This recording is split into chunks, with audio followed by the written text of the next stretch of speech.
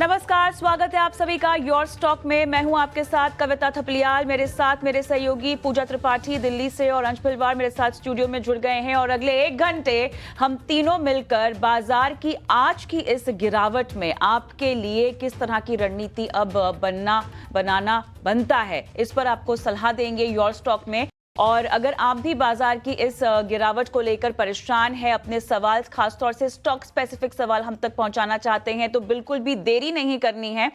Number note down कर लीजिए जो आपके स्क्रीन पे फ्लैश हो रहा है, 9167329108। इस नंबर पर व्हाट्सएप भी कर सकते हैं, एसएमएस भी कर सकते हैं अपने सवाल। इसके अलावा सोशल मीडिया प्लेटफॉर्म्स पर, क्योंकि आप हमें देखते हैं, फेसबुक हो, एक्स यानी ट्विटर हो, इंस्टाग्राम हो, खासतौर से यूट्यूब पर अगर लाइव देख रहे हैं इस वक्त, झटपट अपने सवाल कमेंट बॉक्स में डाल दीजिए। और आज आपके सवाल व्हाट्सएप पे लिए जाएंगे, आपको फोन पर लिया जाएगा, साथ ही यूट्यूब पर भी आपके सवाल जो है शो में शामिल किए जाएंगे, क्योंकि आज के इस बाजार में बहुत जरूरत है निवेशकों को सही सलाह की और सही मार्गदर्शन की।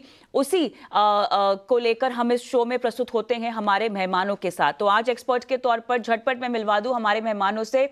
जेएम फाइनेंशियल के तेजस शाह हैं और एसबीआई सिक्योरिटीज के सनी अग्रवाल। आप दोनों का स्वागत है इस पेशकश में। लेकिन झटपट बाजार का एक चेक ले लेते हैं, जहां पर हम देख रहे हैं कि एक दायरे में ही लेकिन लगातार यहां पर जो गिरावट सुबह से शुरू हुई है, जो हमें ग्लोबल क्यूज मिलते हुए दिखाई दिए थे, उसी को हम फॉलो कर रहे हैं ट्रेंड।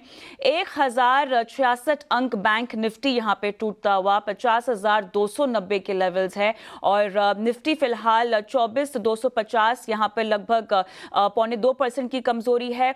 460 अंक नीचे है निफ्टी, 150 अंक नीचे है और 79,430 2% की गिरावट यहां पर है। और मिड कैप स्मॉल कैप्स की भी अगर हम बात करें, 2.5% ये भी हमें टूटते हुए दिखाई दे रहे हैं।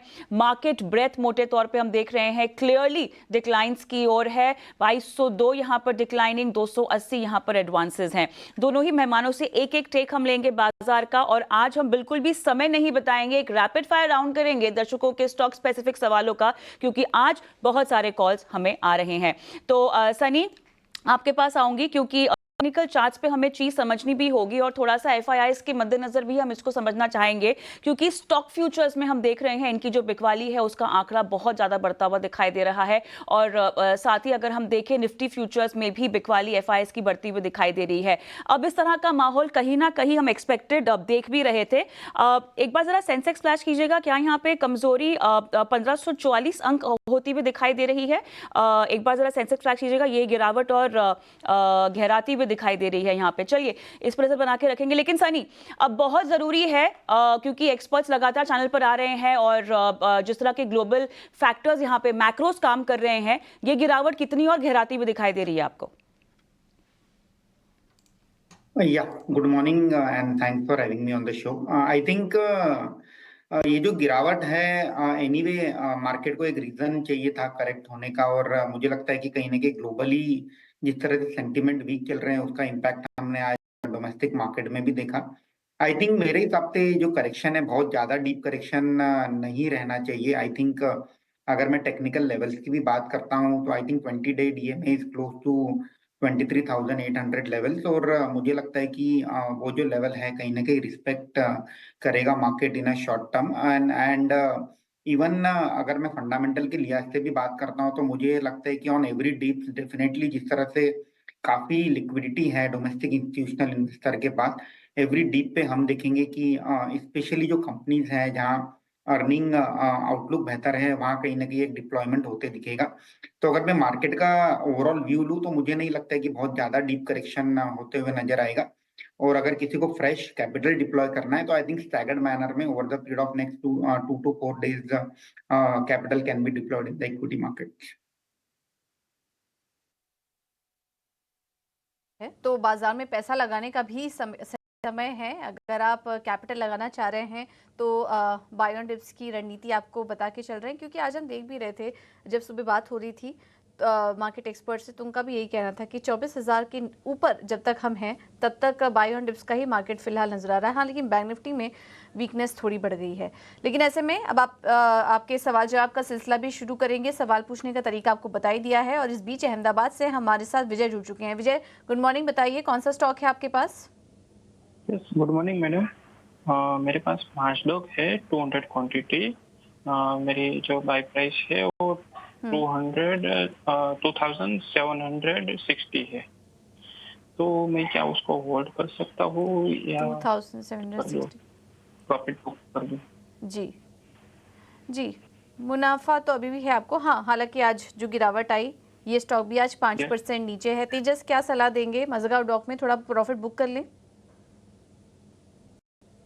हाँ, डेफिनेटली जो हिसाब से अभी ग्लोबल संकेत है उस हिसाब से मेरे को लग रहा है कि मार्केट में थोड़ी बिकवाली जारी रहेगी। 24,000 का एक इंपॉर्टेंट स्तर है, वो जब तक ब्रेक नहीं होता है तब तक हम बड़ा सेल ऑफ नहीं देख रहे। लेकिन बैंक निफ्टी एक वीक लिंक है जो आज उसने अपना प्रीवियस स्विंग लो भी तोड़ दिया है, तो मुझे लग रहा है कि थोड़ा दबाव रहेगा। तो मेरे हिसाब से ये लेवल पे मज़गांव डॉक में थोड़ा प्रॉफिट बुक तो करना ही चाहिए, क्योंकि इनको अच्छा खासा मुनाफा हो रहा है, तो 50% उनको बुक करना चाहिए। और रिमेनिंग पोजीशन के लिए मैं उनको एक ट्रेलिंग स्टॉप लॉस दूंगा 4435 का, जो इसका 50 डे एक्सपोनेंशियल मूविंग एवरेज है। जब तक वो ब्रेक नहीं करता है स्टॉक में कोई बड़ी गिरावट नहीं लग रही है, मगर अगर ये लेवल ब्रीच होता है तो फिर हम एक सेल ऑफ देख सकते हैं स्टॉक में। तो 50% बुक करना चाहिए और 50% 4435 का ट्रेलिंग स्टॉप लॉस लगा के होल्ड करना चाहिए। जी के तरफ से मज़गांव डॉक पे। इसी के साथ हमें अगले कॉलर को जोड़ लेते हैं। हमारे साथ झारखंड से राजेश जी जुड़ चुके हैं। राजेश जी नमस्कार, पूछिए क्या है आपका सवाल? सर, ये सर मेरे पास बीएससी के 1500 शेयर हैं 545 के रेट से जी। और उसके बाद मेरे पास सर 1000 शेयर हैं 2450 के रेट से। तो सर क्या इसमें मैं ऐड करना चाहता हूँ, मैं सेल अभी नहीं करना चाह रहा हूँ, क्या करना है इसमें मुझे बताइए। जी बिल्कुल। तेजस जी आपके पास आना चाहूँगा। बीएसई की इनकी होल्डिंग है, जो पहले वाली होल्डिंग है वहाँ से तो कुछ 320% ऊपर आते हुए ऑलरेडी नज़र आ रहा है। तो यहाँ पे थोड़ा प्रॉफिट बांध लेना चाहिए, क्योंकि शायद नवंबर से थोड़ा मार्केट साइडवेज जैसा नज़र आ रहा है बीएसई का। तो क्या व्यू बन रहा है यहाँ पे आपका? देखो, बीएसई का जो चार्ट स्ट्रक्चर है वो काफी बेहतरीन है, और ये जो स्टॉक है रिसेंटली इसने स्ट्रेंथ दिखाई है। तो मेरी सलाह रहेगी कि इनको एक 2250 के करीबन जो इसकी 200 डे मूविंग एवरेज है उसका ट्रेलिंग स्टॉप लॉस लगा के होल्ड कर सकते हैं। जब तक ये लेवल ब्रीच होता है कोई भारी गिरावट नहीं आ सकती है। इमीडिएट बेसिस पे इसका जो रेजिस्टेंस बैठ रहा है वो 2650 के करीबन है। अगर वो पार होता है तो 2780 तक के भी लेवल हम देख सकते हैं। तो मेरे हिसाब से स्टॉक में बने रह सकते हैं 2250 के स्टॉप लॉस के साथ। स्टॉप लॉस के साथ आपको रुकने की सलाह दी जा रही है, लेकिन हुबली से रुद्र गौड़ा साहब हमारे साथ फोन लाइन पर हैं। सर क्या हालचाल? या आई एम गुड। हेलो। बताइए सर। हाँ, good morning. Yeah, good morning. I have this Balaji Amines stocks only. Purchased at around 3005 at the cost of 3005. तो आपने तो काफी ऊंचे भाव पे लिया हुआ है सर। कितनी पुरानी खरीद है? It is almost 2 years, more than 2 years now. Exactly हाँ बिल्कुल।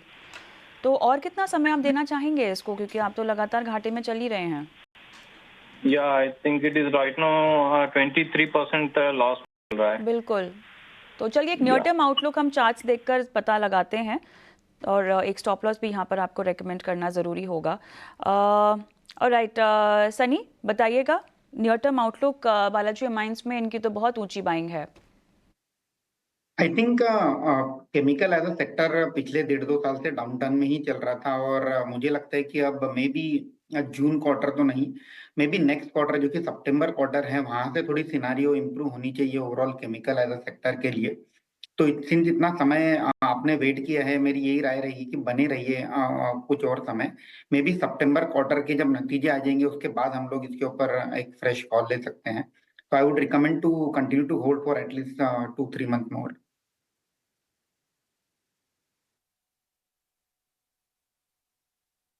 ठीक है, तो ये है सलाह बालाजी एमाइंस पर आपके लिए। लेकिन चलिए अब आगे बढ़ते हैं और रुक करते हैं हमारे अगले सेगमेंट का, ऑप्शंस के चैंपियन।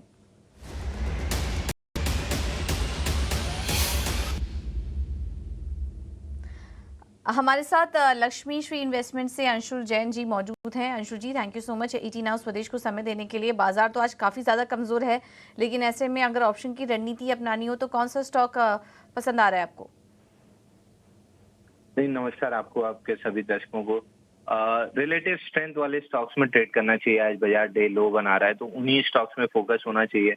यहाँ डे हाई बन रहा है या पीछे से रिलेटिव स्ट्रेंथ रही है, ऐसे वन ऑफ द काउंटर है एशियन पेंट्स, जिसमें पिछले 15 दिन में काफी अच्छी स्ट्रेंथ रही है। स्टॉक 2900 रुपए से रैली करके 3100 रुपए तक आया और पिछले 4 दिन से कंसोलिडेट कर रहा है और अब लग रहा है कि यहाँ पे फ्रेश ब्रेकआउट आएगा तो almost at the money call by करना चाहिए। 3140 का 73 रुपए में 58 रुपीज का स्टॉप लॉस रहेगा और 97 रुपीज का यहाँ पे टारगेट रहेगा। 200 की लॉट साइज है तो रिस्क लगभग 3000 रुपए की है, सामने 4800 रुपए का प्रॉफिट रहेगा। ये टारगेट अगले 4 से 5 दिन में अचीव नहीं होते हैं तो भी इस कॉल से फिर एग्जिट कर लेना चाहिए, क्योंकि फिर टाइम वैल्यू का इफेक्ट प्ले में आने लगेगा और टाइम वैल्यू खत्म होने लगेगी। तो 4 से 5 दिन इस कॉल की वैलिडिटी है और एशियन पेंट्स 3140 का कॉल 73 रुपीज में लॉन्ग करना चाहिए। ठीक है, तो ये है सलाह एशियन पेंट्स। आज देखिए कमजोर बाजार में भी करीब 0.5% ऊपर आज कर रहा है कारोबार। 3140 की कॉल ऑप्शन खरीदने की सलाह है, जिसमें कि 4800 का मुनाफा हो सकता है। लेकिन ऑप्शन ट्रेडर्स, ये बाजार ऐसा है कि थोड़ा संभल के ट्रेड कीजिए, स्टॉप लॉसेस का ध्यान जरूर रखिए अगर आप ऑप्शन में ट्रेड कर रहे हैं तो। इसी के साथ हमारे अगले दर्शक हमारे साथ जुड़ चुके हैं अनिल जी। अनिल जी नमस्कार, बताइए क्या है आपका सवाल? नमस्कार, मेरे पास REC के 2000 शेयर है जी। मैंने कुछ 505 पे लिए हुए हैं और टाटा पावर के 3000 शेयर है जो मैंने 400 पे लिए हुए। तो उसका प्लान ऑफ एक्शन आगे क्या होना चाहिए? मैं लॉन्ग टर्म के लिए इन्वेस्टर हूँ, मैं रख सकता हूँ? जी बिल्कुल, लॉन्ग टर्म के लिए आप इन्वेस्ट कर रहे हैं तो सनी जी आपके पास आना चाहूँगा। REC पर इनकी होल्डिंग है, वहाँ से स्टॉक थोड़ा ऊपर आता हुआ तो नज़र आ रहा है, करीबन 9% शायद ऊपर आ चुका है। यहाँ से इसका फंडामेंटल व्यू क्या बन रहा है? साथ ही साथ टाटा पावर पर भी इनकी खरीदारी है 400 रुपये के भाव से, तो दोनों स्टॉक पर क्या फंडामेंटल राय बन रही है यहाँ पर? मेरी दोनों ही स्टॉक पर होल्ड की रिकमेंडेशन रहेगी। REC के नतीजे काफी अच्छे आए थे इस क्वार्टर में और कहीं ना कहीं जो लोन बुक डबल करने का टारगेट है by 2030 that is still intact और मुझे लगता है कि नेक्स्ट फ्यू क्वार्टर्स में भी कंपनी के नतीजे अच्छे रहेंगे। तो REC में होल्ड की सलाह रहेगी और टाटा पावर में भी मुझे लगता है कि ठीक ठाक ही नतीजे आए थे और स्पेशली जिस तरह से जो पोर्टफोलियो है कहीं ना कहीं रिन्यूएबल एनर्जी की ओर हमें शिफ्ट होते हुए नजर आ रहा है। तो I think entire power sector में हमारा बुलिश है और अगर आप medium to long term investor हैं तो मेरी आपकी बने रहने की राय रहेगी दोनों स्टॉक में। स्टॉक में अगर आप लॉन्ग टर्म निवेशक हैं तो आपको रुकने की ही सलाह दी जा रही है। अहमदाबाद से मोहम्मद आरिफ मेरे साथ फोन लाइन पर हैं। आरिफ साहब गुड मॉर्निंग। Morning madam. बाजार की चाल को देखकर जी बताइए, बाजार की चाल को लेकर चिंता में है क्या? बाजार तो बहुत लाल है। हाँ बिल्कुल। मैं इलाहाबाद से बोल रहा हूँ। इलाहाबाद से बोल रहे हैं? अच्छा हाँ, टीटागढ़ है। अच्छा 70 शेयर मैंने रखे हुए हैं, अभी भी मैं बेनिफिट में हूँ 200 रुपया पर शेयर। हाँ तो उसको बेच दूं या कि आगे 2-4 महीने के अंदर बेनिफिट में आ जाएगा? और चलिए, आपकी 1160 है ना बाइंग प्राइस? हाँ। अच्छा, दूसरा एक और है मैडम। कौन सा? आइनॉक्स विंड। आइनॉक्स विंड किस भाव पे? 142 में 150 शेयर वो भी है। 142 न्यू चल रही, मैं सोच रहा हूँ उसको लंबे टाइम तक रहे। आइनॉक्स विंड में लंबा रुकना है और इसमें आपको नियर टर्म आउटलुक चाहिए टीटागढ़ रेल में। हाँ, अगर चल जाए तो इसमें भी 1-2 साल रख लूंगा। चलिए ठीक है, एक नियर टर्म आउटलुक हम लेते हैं तेजस से ही। तेजस, इनकी बाइंग प्राइस तो 160 है टीटागढ़ रेल में, और तो रुका जा सकता है? क्या कहेंगे आपके स्टॉप लॉस के साथ अगर नियर टर्म आउटलुक मैं समझना चाहूँ? मेरे हिसाब से ये स्टॉक में जो सपोर्ट था वो ब्रीच हो चुका है। इसका जो प्रीवियस स्विंग लो था 1459 का, आज वो ब्रीच हो गया है और स्टॉक अभी पिछले काफी दिनों से 20 दिन और 50 दिन के मूविंग एवरेज के नीचे ट्रेड कर रहा है। तो मुझे लग रहा है कि यहाँ से अगर एक माइनर पुलबैक रैली मिलती है करीबन 1500 या 1530 के बीच में, तो वहां पे स्टॉक में से एग्जिट करना चाहिए। आइनॉक्स विंड का अगर बात करें तो आइनॉक्स विंड का जो चार्ट है वो बेटर है और मुझे लग रहा है ये स्टॉक में जो है आउट परफॉर्मेंस जारी रहेगा। स्टॉक में पोजिशनल स्टॉप बोर्ड जो है स्टॉक का वो करीबन है 160 के। जब तक ये लेवल ब्रीच नहीं होता है मुझे तो स्टॉक में कोई भारी गिरावट की आशंका लगती नहीं है। आने वाले दिनों में अगर स्टॉक थोड़ी स्ट्रेंथ दिखाएगा तो 190 से लेके 200 तक के भी लेवल हम देख सकते हैं। तो आइनॉक्स विंड में मेरी सलाह रहेगी होल्ड की with a stop loss below 160 for a target of 200। ठीक है, तो होल्ड करिए, 200 के टारगेट के लिए आप बने रह सकते हैं। अगला सवाल ले लेते हैं। हमारे साथ यूपी से एक और दर्शक जुड़े हैं, दिनेश कुमार। दिनेश कुमार जी नमस्कार, सवाल पूछिए अपना। मैम मेरे पास जीएमआर एयरपोर्ट के शेयर है 95 रुपीज पे 400। स्टॉक का नाम एक बार वापस से रिपीट करेंगे? GMR infra ma'am. GMR infra, ठीक है जी किस लेवल पे?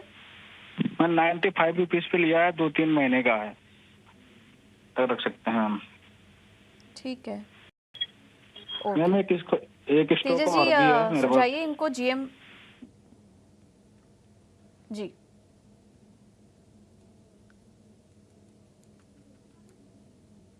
हाफ के जी करीबन बताइए है। दिनेश जी, और कौन सा स्टॉक है आपके पास? मैम 71 रुपीज पे। चलिए, उनसे संपर्क नहीं हो पा रहा है हमारा। तेजस जी आपके पास आएंगे। अगर दिनेश जी आप अगर दोबारा से हमें अपने सवाल वापस से लिख कर अगर भेज पाएं तो काफ़ी अच्छा होगा। आप हमें मैसेज कर दीजिए। तेजस जी आप बताइए, जीएमआर इंफ्रा 95 पर इन्होंने लिया है, हल्के नुकसान में है, क्या करें? जीएमआर इंफ्रा का जो स्टॉक है इसने आज 50 day exponential moving average breach की है, बट उसका जो सपोर्ट मेजर सपोर्ट है वो करीबन 88 हाफ के करीबन है। तो जब तक 88 हाफ का लेवल ब्रीच नहीं होता है मैं उनको होल्ड करने की सलाह दूंगा। अगर 88 हाफ का लेवल अगर ब्रेक होता है तो फिर स्टॉक में से एग्जिट करना चाहिए। बिल्कुल, ये थी राय थी तेजस जी की। इसी के साथ व्हाट्सएप से भी हम एक सवाल ले लेते हैं। तो ये सवाल है सूला वाइनयार्ड पर।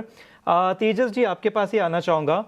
सूला पर इनकी खरीदारी है और यहाँ पे हम देख रहे हैं इनकी खरीदारी कुछ 521 लेवल से है। अगर यहाँ पे देखा जाए तो करीबन 7% वहाँ से गिरता हुआ नज़र आ रहा है, लेकिन चार्ट पर भी देखें तो मई महीने से यही लेवल के आसपास से हमें कई बार सपोर्ट नज़र आया है कि वहाँ से बहुत बार बाउंस होता हुआ नज़र आया है। तो क्या लगता है अभी भी यहाँ से बाउंस हो सकता है या यहाँ पे अभी और नीचे की तरफ गिरावट नज़र आ रही है? देखिए स्टॉक में अगर चार्ट स्ट्रक्चर देखें तो काफी वीक है stock. Lower top lower bottom का फॉर्मेशन बना रहा है और इसकी जो लॉन्ग टर्म और शॉर्ट टर्म मूविंग एवरेजेस है उसके नीचे ही कंसिस्टेंटली ट्रेड कर रहा है। 480 का एक सपोर्ट है, 480 का लेवल अगर ब्रेक होता है तो मुझे लग रहा है कि डाउनसाइड मोमेंटम एक्सेलरेट होगा। तो मेरी तो यही सलाह रहेगी कि अगर ये स्टॉक में कोई माइनर पुलबैक रैली आती है और स्टॉक अगर 500-505 के करीबन जाता है तो उसमें से एग्जिट करना चाहिए। लेवल्स तेजस जी की तरफ से। इसी के साथ अगर मार्केट चेक देखें तो मार्केट यहाँ पे काफ़ी गिरता हुआ नजर आ रहा है। थोड़ी सी रिकवरी हमें ज़रूर दिखी थी, लेकिन उसके बाद वापस बिकवाली कंटिन्यू होती हुई नजर आ रही है। साथ ही साथ कुछ 10 लाख करोड़ का मार्केट कैप इरोजन भी होता हुआ नजर आ रहा है।